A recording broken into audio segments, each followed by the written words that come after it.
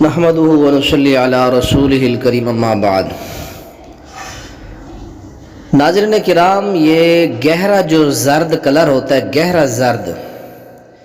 گہرے زرد کلر کو پہننے سے نبی علیہ السلام نے منع فرمایا۔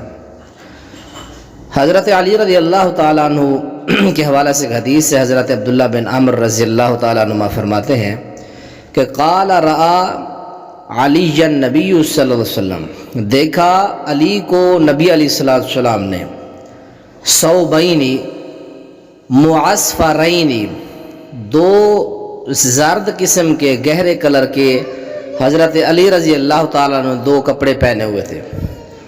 تو آپ نے فرمایا امو کا امرت کا بہذا، کیا آپ کی ماں نے آپ کو اس لباس کے پہننے کا حکم دیا ہے؟ گہرا جو زرد ہوتا ہے، جس کو یہ انڈیا کے اندر ہندو، کاہن، سادھو، جوگی، مالٹے کی چھلڑی جس طرح ہوتی ہے، گہرا زرد کلر جو ہوتا ہے مالٹے کی چھلڑی، یا یہ شیو سینا جو انڈیا کے اندر ایک تنظیم ہے، وہاں کے جو ہندو، کاہن، سادھو، جوگی، پنڈت، یہ لوگ جو لباس پہنتے ہیں، اس لباس سے رسول اللہ صلی اللہ علیہ وسلم نے منع فرمایا۔ مسلمان کے لیے سفید لباس پسندیدہ ہے، آپ نے فرمایا اسی کو پہنو اور اس میں اپنے فوت شدگان کو کفن بھی دو۔ تو اس لیے ہمیں ایسا لباس، اسی طرح سرخ، گہرا سرخ جو ہے جس میں کوئی دھاریاں نہ ہوں، اس لباس سے بھی اللہ کے نبی نے منع فرمایا ہے۔